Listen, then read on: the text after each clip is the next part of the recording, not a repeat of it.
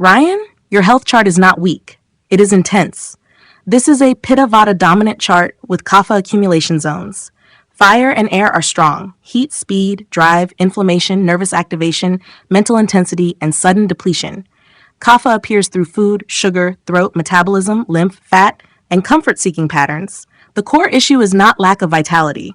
The issue is regulation of vitality.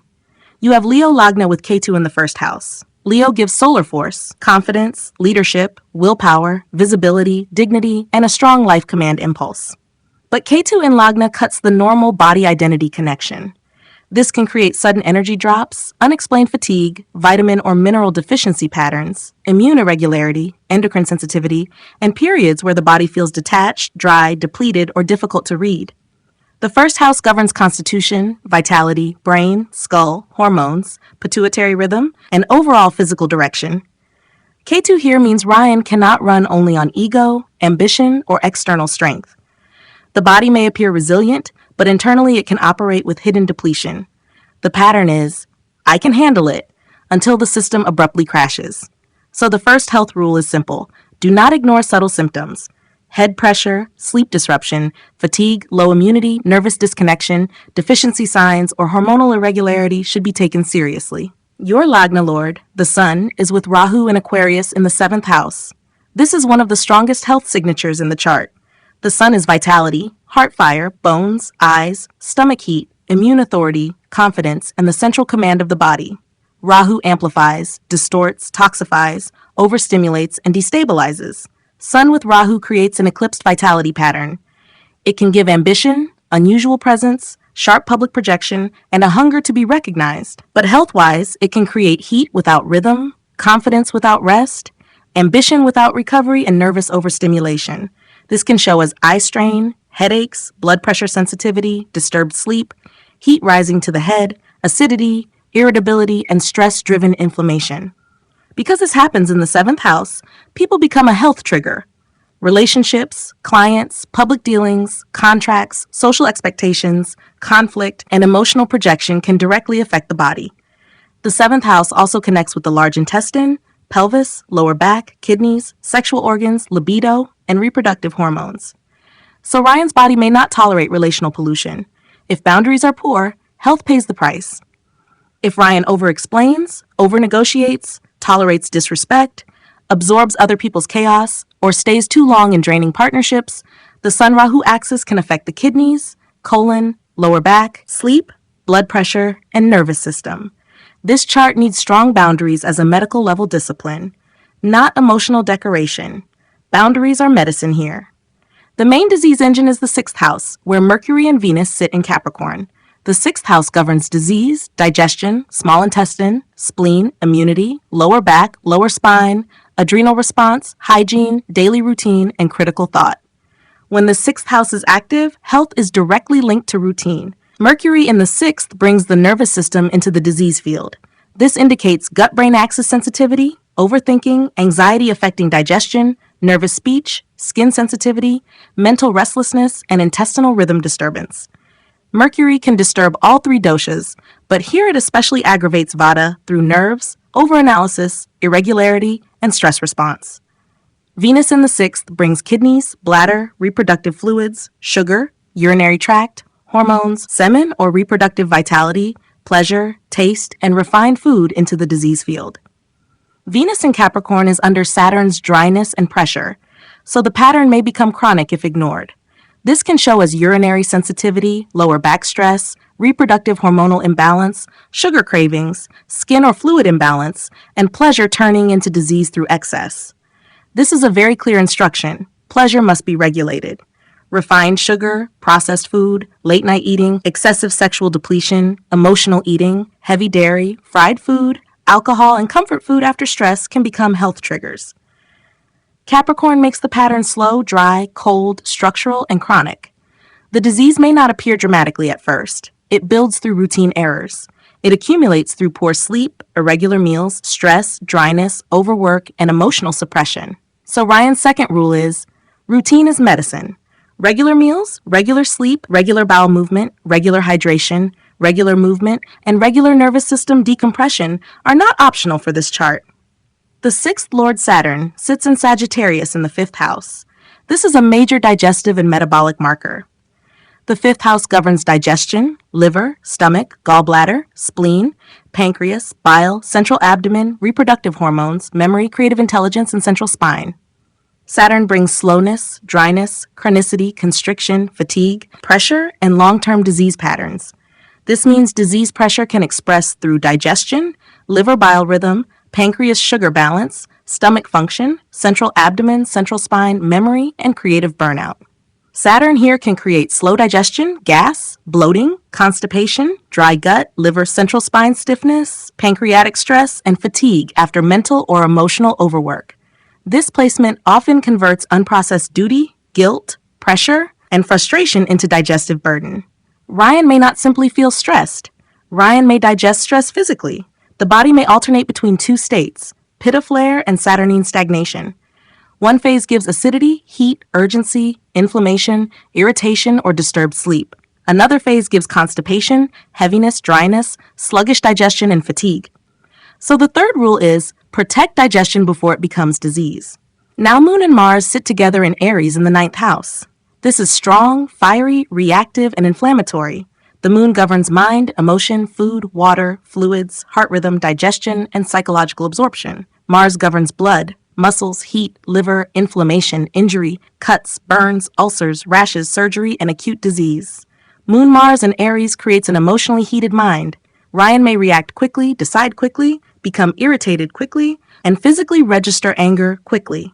This gives courage, initiative, directness, and recovery power, but health-wise it can show inflammatory flare-ups, headaches, acidity, heat in the blood, rash tendency, muscular strain, liver heat, impulsive eating, and sleep disruption after emotional stimulation. The ninth house connects with hips, thighs, tailbone, sacral region, sciatic nerves, and pituitary influence. So emotional heat and ideological stress can manifest as hip tightness, thigh tension, sciatic sensitivity, sacral pressure, and inflammatory pain patterns. The problem is not anger itself. The problem is unprocessed fire. If Ryan suppresses anger, it may become acidity, liver heat, constipation, lower back tension, or nervous agitation. If Ryan explodes, it may become headaches, blood pressure spikes, disturbed sleep, inflammation, and relationship damage. The solution is disciplined discharge. Movement, walking, strength training, breath work, hip mobility, lower back stretching, and speaking truth early before resentment becomes heat. The fourth rule is do not suppress fire, channel it. Jupiter is in Taurus in the 10th house. Jupiter is Kapha. Taurus rules food, taste, throat, face, mouth, voice, comfort, sugar, accumulation, and sensual stability. Jupiter here can give wisdom, growth, public stability, and protective capacity, but health-wise it can create Kapha accumulation. This can show as sweet cravings, weight gain tendency, sluggish metabolism, throat or thyroid sensitivity, lymphatic heaviness, lipid cholesterol concerns, fatty liver tendencies, slow digestion after heavy meals, and emotional comfort through food. Jupiter in Taurus can make food psychologically important. When Pitta-Vata becomes overstimulated, the body may reach for Kapha comfort, sugar, dairy, heavy meals, refined food, late-night eating. This calms the mind temporarily but burdens liver, pancreas, throat, lymph, metabolism, and weight regulation. The fifth rule is food must comfort without congesting. Now the Panchanga confirms the same pattern. Ryan is born on Shukla Ashtami. This is a Mars-driven tithi of intensity, rupture, crisis courage, conflict pressure, and transformation. It gives strength under pressure, but the risk is becoming too comfortable in crisis. Ryan may function well when things are difficult, but that does not mean the body is healthy under difficulty. The sixth rule is survival capacity is not wellness. Sunday birth strengthens sun themes: vitality, authority, heart, eyes, bones, ego, digestion, and pitta. Since the sun is with Rahu, the solar field must be protected. Morning sunlight, disciplined routine, and purposeful leadership are supportive. Ego battles, overexposure, public pressure, and performance without recovery are damaging. Bharani Nakshatra adds Venusian pressure. Bharani carries themes of containment, sexuality, reproduction, endurance, moral consequence, and life force held under pressure. With Moon in Bharani and Venus in the 6th, reproductive health, urinary health, hormonal balance, sugar regulation, and emotional containment become central. Bharani asks one question: What are you carrying that the body is now forced to process? Brahma Yoga gives creative intelligence, authorship, judgment, construction, design, and high standards. Health-wise, the shadow is pressure from one's expectations. Ryan may create internal stress through constant evaluation, planning, judgment, and self-demand. This is productive for achievement, but hard on the nervous system. Vishti Karana is a harsh action signature. It gives friction, labor, delay, heavy execution, and undesirable tasks. It can make a person tough, but also prone to normalizing exhaustion. Ryan may become used to functioning under difficulty. That is not strength if recovery is missing. So the Panchanga repeats the diagnosis: high pressure, high effort, high heat, high endurance. But the body needs rhythm, release, and cooling. The dominant health risk clusters are clear. First, Pitta-Vata stress physiology: inflammation, nervous agitation, anxiety, irritability, heat, dryness, and sudden depletion. Second, gut adrenal axis disturbance: small intestine, spleen, digestion, lower back, immunity, adrenal fatigue, and stress chemistry. Third, liver bile pancreas pressure: acidity, bile irregularity, sugar imbalance, slow digestion, and central abdominal heaviness. Fourth, kidney urinary reproductive vulnerability: lower back strain, urinary sensitivity, libido fluctuations, sexual energy depletion, hormonal imbalance, and venous-related sugar patterns. Fifth, throat thyroid metabolic accumulation: sweet cravings, weight gain tendency, sluggish metabolism, lymphatic congestion, lipid issues, and throat sensitivity. Sixth, sleep and nervous system instability: overthinking, screen overstimulation, disturbed rest, emotional heat, and Rahu-driven mental electricity.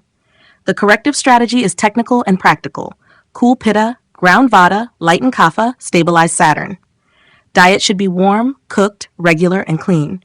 Ryan should favor cooked vegetables, adequate protein, moderate healthy fats, bitter greens, cumin, coriander, fennel, mint, small amounts of turmeric, warm water, and lighter dinners. Meals should be regular and not skipped. Avoid excess chili, fried food, refined sugar, processed food, alcohol, late-night meals, cold drinks, heavy dairy at night, stimulant overload, and emotional eating. Too much raw, cold food may aggravate Vata. Too much spicy food will aggravate Pitta. Too much sugar and dairy will aggravate Kapha. The correct food principle is warm but not heating, nourishing but not heavy, light but not depleting. Lifestyle must focus on regulation. Ryan needs consistent sleep, morning sunlight, moderate strength training, walking, hip and lower back mobility, breath work, reduced night screens, and structured decompression after conflict or heavy work. Anger must move through the body intelligently, not remain trapped in the gut, liver, and nerves. Useful health checks include vitamin D, B12, folate, ferritin, thyroid panel, fasting glucose, HbA1c, lipid profile, liver enzymes, kidney function, electrolytes, magnesium status, and inflammatory markers if symptoms exist. Supplement considerations, only with proper guidance, may include magnesium glycinate for nerves and sleep, omega-3 for inflammation, B-complex if deficient, zinc and selenium for immunity, thyroid reproductive support, vitamin D3 with Ketu if low, electrolytes if depletion exists, and gut support through probiotics or digestive care if bloating, constipation, or immunity issues are present. Iron should not be taken blindly. The final assessment is direct. Ryan's chart is high voltage. It has strong vitality, but also strong disease triggers if life becomes chaotic. Fire is high. The nervous system is active. The sixth house is occupied. The sixth lord affects digestion. The sun is eclipsed by Rahu. Moon and Mars heat the mind. Jupiter in Taurus expands food and Kapha patterns. Bharani and Vishti show pressure-bearing karma. If unmanaged, this chart can produce inflammation, gut disturbance, sugar imbalance, urinary stress, reproductive hormonal strain, lower back tension, sleep disruption, nervous fatigue, and chronic depletion. If managed well, the same chart gives discipline, recovery power, courage, technical intelligence, endurance, metabolic control, and strong self-command. Ryan's health improves through clean rhythm, clean food, clean sleep, clean boundaries, clean emotional expression, clean ambition, and clean recovery. That is the central message. The body is not random. The symptoms are not random. The cravings are not random. The exhaustion is not random. The chart shows where the pressure collects, which dosha is disturbed, which organs are sensitive, and what lifestyle corrects the pattern.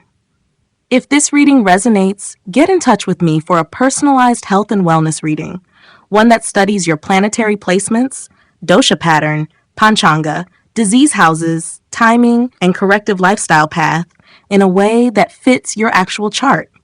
Because when you understand the pattern, you stop fighting the body. You start working with it.